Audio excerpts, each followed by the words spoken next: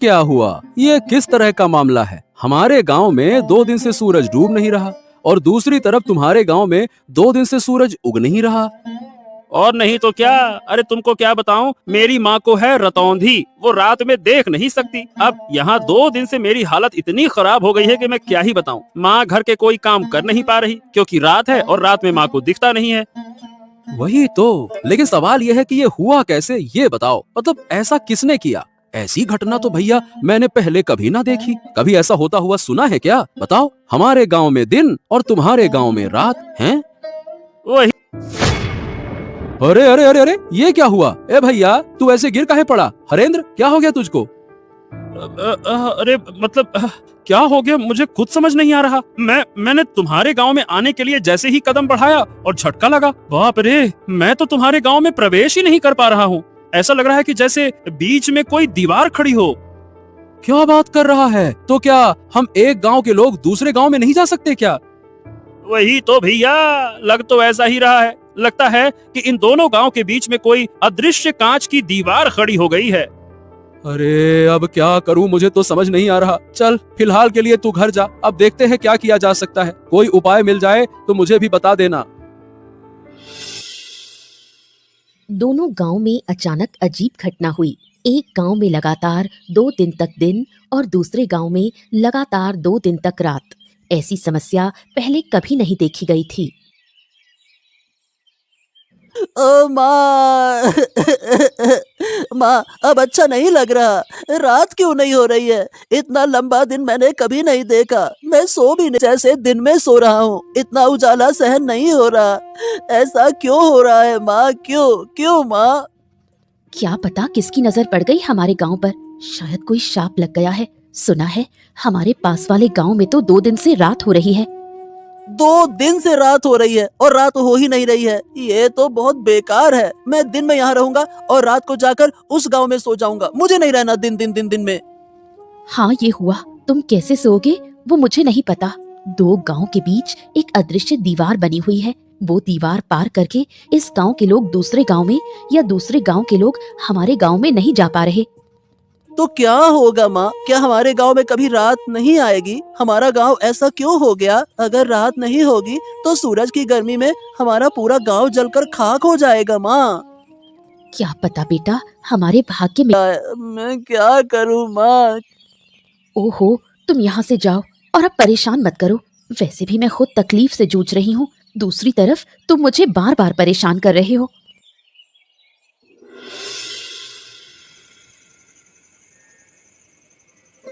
रात के गांव में हरेंद्र की माँ शांता बूढ़ी रहती है, जिसे रात को दिखाई नहीं देता।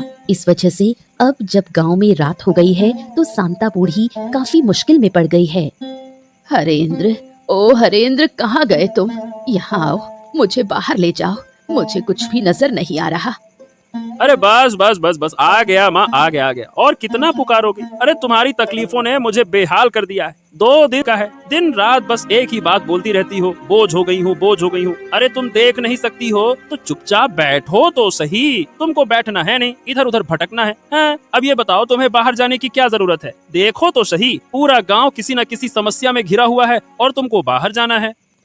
क्या तुम्हें अकेले को समस्या है? गांव के और लोग नहीं? तुम्हें क्यों इतनी तकलीफ हो रही है? ऐसा है अम्मा कि मेरी तरह किसी के पास ये रतौंधी वाली माँ नहीं है जिसे लेकर वो परेशान हो। नहीं तो कोई काम तुम्हारे लिए अब नहीं है। घर के सारे काम मुझे करने पड़ते हैं और तुम्हारी देखभाल भी तो मुझे ही करनी पड़ती है। बस बस, मेरी और देखभाल करने की जरूरत नहीं। जिस दिन मर जाऊंगी उस दिन तुम समझ पाओगे। तुम लोग बड़े होकर शायद बूढ़ी माओ को ऐसी हालत में छोड़ देते हो। ओहो, बस बस बस बस बस, अब ऐसी बातें मत करो। चलो बताओ कहाँ जाना चाहती हो, मैं तुम्हें लेकर चलता हूँ। फिर खाना भी बनाना है, तुम्हें खाना देना। मुझे तो विश्वास ही नहीं था कि आप ऐसा बड़ा काम कर पाएंगे। मैंने पहले कहा था कि मेरी शक्ति पर संदेह मत करना। मेरी शक्ति के बारे में किसी को अंदाजा भी नहीं है। पहले जितना संदेह था अब वो भी खत्म। एक गांव में लगातार दिन और दूसरे गांव में लगातार रात कर देना, बड़े बड़े साधु भी ऐसा नहीं कर पाते। तो बताइए, क्या आप खुश हैं? अगर खुश हैं, तो अब मेरी फीस मुझे दे दीजिए। मैंने यूं ही रिस्क लेकर ये बड़ा काम नहीं किया। अरे आपके पैसों को लेकर मैं भाग थोड़ी ना जाऊंगी। मुझे तो बहुत मजा आ रहा है। दोनों गांव के लोग कैसे बेहाल हो गए हैं। मैं आपको जरूर पैसे दूंगी, साथ में इनाम भी दूंगी। आपने मुझे खुश कर दिया। फिर और क्या कहना है, किस्मत अच्छी रही कि आप मिली, तभी तो मुझे ऐसा काम करने का अवसर मिला, वरना यूं ही किसी काम से लाभ नहीं होता। ये सब मैंने सोचा था। मैं चाहती थी इन दोनों गांव को सबक सिखाऊं। अब आपके जरिए मैंने अच्छे से सबक सिखा दिया। अब देखिए धीरे धीरे क्या होगा, दोनों गांव तबाह हो जाएंगे। दिन के बिना रात नहीं बन सकती। मैं चाहती हूँ कि इन दोनों गांव के बीच सिर्फ मैं बची रहूं और कोई ना रहे। अरे अरे बेटा, अरे रुक जाओ बेटा, इस तरह से क्यों दौड़ते हो? क्या हो गया? अरे रुक जाओ, गिर जाओगे बेटा, रुको रुको। पिताजी पिताजी, हाँ, पिताजी पिताजी, मुझे एक बड़ी बात पता चल गई है। मैंने दिन और रात की असली वजह जान ली है। पिताजी पिताजी पिताजी, अब आप कुछ उपाय निकालो, वरना दोनों गांव वाले मर सकते हैं। अरे बेटा शांत हो जा। हाँ, अब ये बता क्या हुआ, कैसे जाना तुमने, बता मुझे। पिताजी पिताजी, हमारे दोनों गांव के बीच में उस बुढ़िया का घर है ना, वही बुढ़िया जो गांव वालों से बात भी नहीं करती, ये सब कुछ वही करवा रही है। क्या? ये क्या कह रहे हो तुम? क्या सच में ऐसा है? पर ये बताओ, तुम्हें कैसे पता चला कि वो करवा रही है?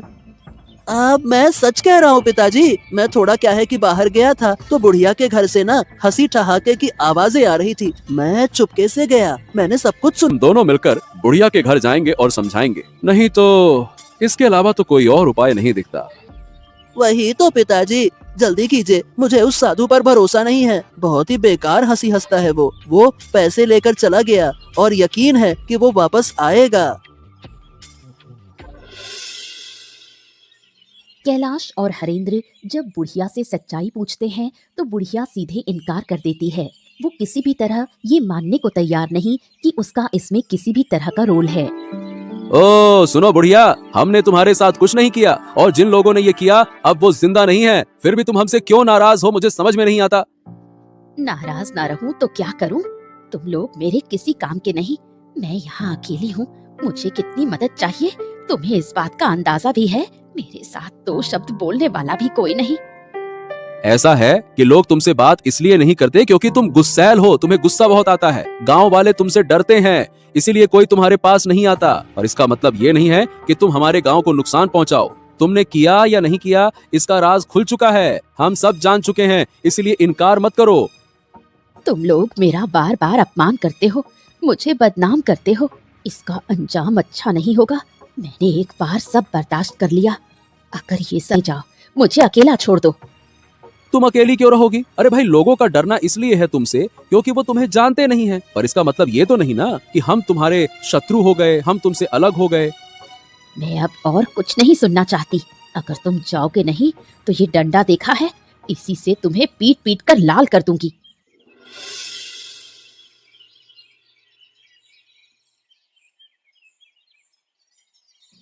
क्या तुम सच में उस बूढ़ी के पास गए थे? रिशान ने मुझे बताया, कुछ फायदा हुआ क्या? हाँ, जितना समझ में आया उससे ये पता चला कि आराध्या, वो जो बुढ़िया है ना, वो दोनों गांव पर बहुत गुस्सा है। इसीलिए बूढ़ी ने किसी साधु की मदद से हमारे इन दोनों गांव के साथ में ऐसा किया। तो क्या इन दोनों गांव को फिर पहले जैसा करना संभव नहीं?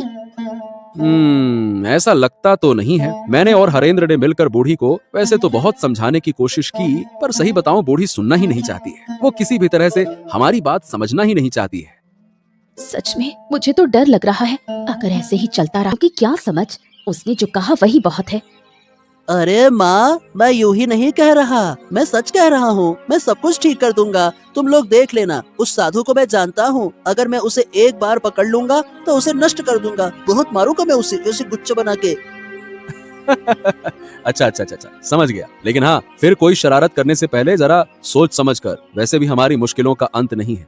अब आगे क्या होगा समझ नहीं आता। कहीं तुम्हारी हरकतों से वो बुढ़िया और गुस्सा ना हो जाए। नहीं पिताजी, मैं शरारत परारत नहीं करता। अब मैं बड़ा हो गया हूँ। पर हाँ, आप चिंता मत कीजिए, अब आगे जो होगा अच्छा ही होगा, देख लेना। अब बहुत बातें हो गई, तुम दोनों जाओ और हाथ मुंह धोकर आओ, मैं खाना देती हूँ। अरे साधु बाबा, आइए आइए बैठिए। मैं तो आपका ही इंतजार कर रही थी। कितनी बातें हुई, आपको तो कुछ पता ही नहीं। हाँ, क्या बात है? फिर क्या हुआ? कोई नई कहानी हुई क्या? गांव वालों को सब पता चल गया है कि ये मैंने ही किया है, पर मैंने इनकार कर दिया। सब मेरे पास आए थे, मैंने उन्हें भगा दिया। उनका इस विपत्ति में पड़ा हुआ चेहरा देखकर मुझे कितनी खुशी हुई। ठीक है, तुमने इनकार किया, ये अच्छी बात है। लेकिन पर जब लोग शक करते हैं तो बिना कुछ जाने, बिना किसी वजह के शक नहीं करते। कुल मिला के बात यह है कि किसी तरह से कोई हमारी बातें सुनना, मुझे ढूंढना होगा। अरे ए लड़के, मेरा कमंडल दे दे। मैं कह रहा हूँ मेरा कमंडल दे दे। तेरी इतनी हिम्मत कि मेरा कमंडल तू चुराए, मैं तुझे छोड़ूंगा नहीं। उसे पकड़ो, उसे रोक लो, वरना बड़ा नुकसान होगा। हमने जो झूठ बोला है वो पकड़ में आ जाएगा। उसे पकड़ना ही होगा। मेरा कमंडल उसके पास है और उस कमंडल में विशेष जल है। उसी जल से मैं फिर से इस गांव का रात और दूसरे गांव का दिन दूर कर दूंगा। चिंता मत करो। अब क्या होगा? सब कुछ तो फिर से पहले जैसा हो गया। उस बच्चे से कमंडल ले आऊंगा और फिर इन गांवों का दिन रात बदल दूंगा। तुम चिंता मत करो।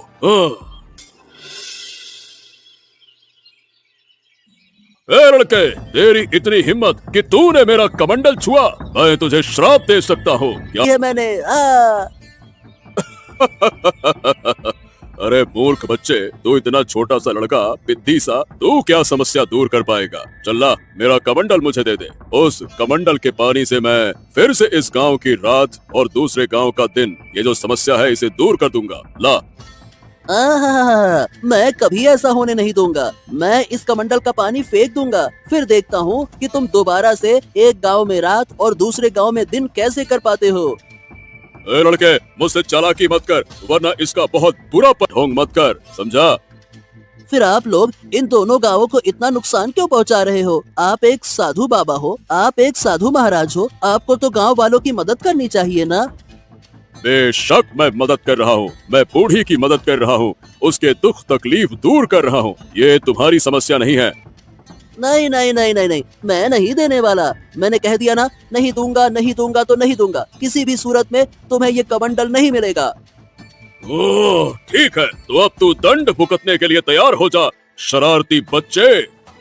अरे छोड़ दो मुझे, छोड़ दो, मैं कह रहा हूँ छोड़ दो। अगर मेरे पिता को पता चला तो वो आपको गांव से निकाल देंगे और आप फिर कभी इस गांव में नहीं आ पाएंगे। छोड़ दो मुझे, छोड़ दो।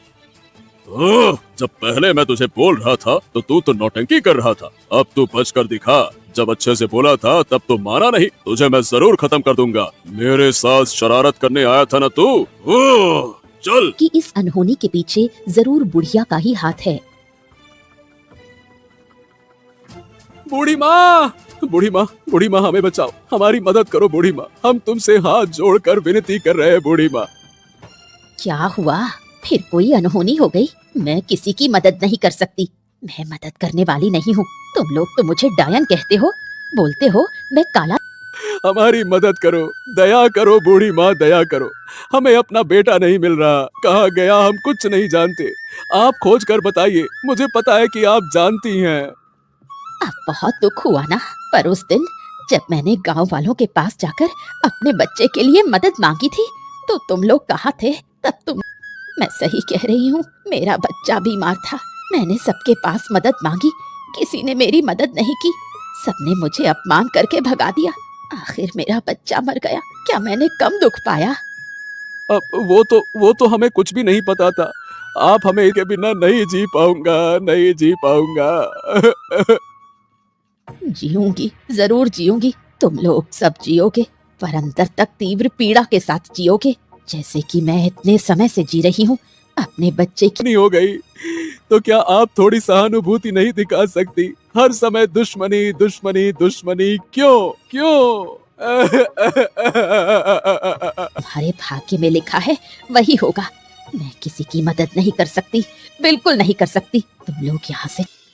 दोनों गांव की समस्या खत्म करने के लिए बेचारे रिशान को अपनी जान की आहुति देनी पड़ी। साधु ने रिशान की हत्या कर उसकी लाश दो गांव के बीच में फेंक दी। ये मेरे साथ क्या अनर्थ हो गया? मेरा बच्चा, मेरा लाल, जरूर ये उन्हीं लोगों का काम है। मेरे बच्चे।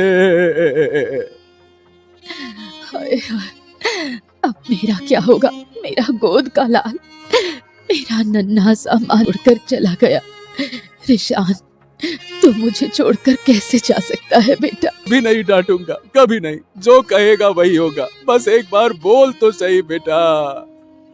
जीत लिया, ऊपर वाला उनका न्याय करेगा। मैं किसी को नहीं छोड़ूंगी, किसी को नहीं बख्शूंगी।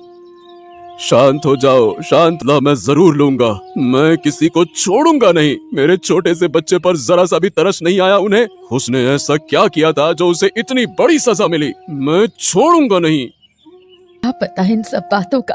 उन्होंने ये सब कैसे कर दिया? एक छोटे से बच्चे को मार दिया। उनका दिल जरा भी नहीं कांपा। क्या वो लोग? मैं अपने बेटे के शरीर को छूकर कसम खाता हूँ कि जिन्होंने ये किया उन्हें मैं किसी हालत में मारेगी। बस भाई, बस बस बस, चलो उठो। अब हमें आगे का इंतजाम करना होगा। चलो, रिशान को, बच्चे को लेकर चलो। चलो। क्या बूढ़ी, अब तो तुम खुश हो ना? तुम्हारी मनोकामना धीरे धीरे पूरी कर रहा हूँ। अब तुम मेरी तरफ भी थोड़ा ध्यान दो। सारे पैसे मैं दे दूंगी, कोई दिक्कत नहीं होगी। आप बस इसी तरह मेरा काम करते रहिए। मैं इतनी खुश पहले तो मैं तुम्हें और भी खुश कर सकता हूँ। जरूर चाहती हूँ। मैं चाहती हूँ कि इन दोनों गांव का एक भी बच्चा जिंदा ना बचे, सबकी गोद खाली हो जाए। पर मुझे कैसी पिशाची सी खुशी मिल रही थी, क्या बताऊं। बहुत बढ़िया, बहुत बढ़िया। तो तुम पैसों का इंतजाम करो। अरे बच्चों को मार दूंगा। मैं वादा करता हूँ कि इन गांव में एक भी बच्चा जिंदा। यही तो मैं चाहती हूँ। मैं इसी दिन का इंतजार कर रही थी। बेटे, तेरी माँ तेरी मौत का बदला ले रही है। जो दर्द मुझे हुआ था वही दर्द अब मैं सबको दूंगी।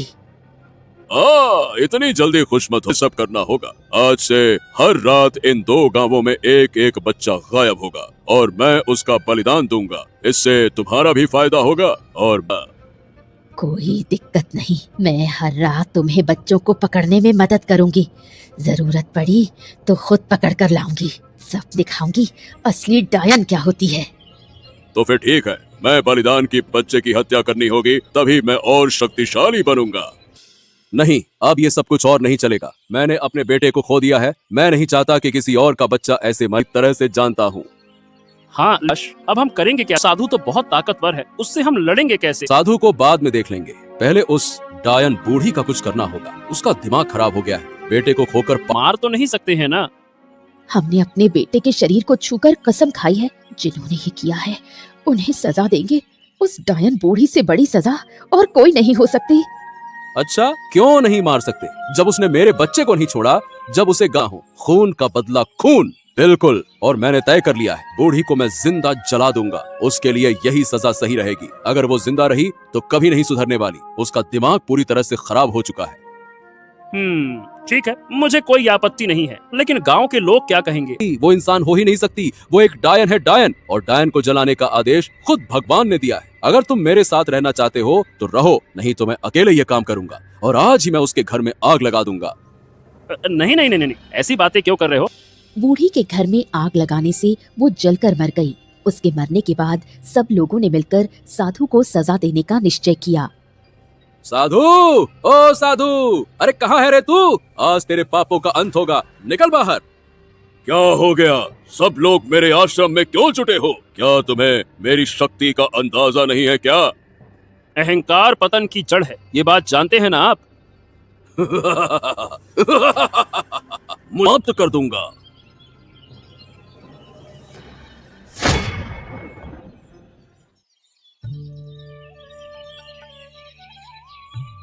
हाँ, आखिरकार हमारे गांव से बुरी नजर हट गई। अब हमारे गांव पर फिर कोई विपत्ति नहीं आएगी। अगर फिर कभी कुछ हुआ तो हम सब मिलकर उसका सामना करेंगे। हाँ, गांव तो आखिरकार चला गया। चिंता मत करो कैलाश, जब तक इस गांव के लोग जिएंगे तुम्हारे बेटे को सब याद रखेंगे। सब तुम्हारे बेटे का सम्मान करेंगे। पीढ़ी दर पीढ़ी तुम्हारा बेटा हमारे इन दोनों गांव के बीच जिंदा रहेगा। ऐसा ही हो बूढ़ी माँ, ऐसा ही हो। लेकिन अब से हमें ये भी ध्यान रखना होगा कि बूढ़ी के बेटे जैसा कोई और बच्चा किसी बीमारी में आकर मदद ना पाकर मर ना जाए। वरना हर घर में दूसरे का ध्यान रखेंगे। ये दोनों गांव अब से अलग नहीं रहेंगे, बल्कि हमेशा एक दूसरे की मदद करेंगे। ऐसा ही हो। और मैं अनुरोध करूंगी कि मेरे बेटे के लिए सब लोग प्रार्थना करें। किस्से देखने के लिए हमारे चैनल को सब्सक्राइब करना ना भूलें।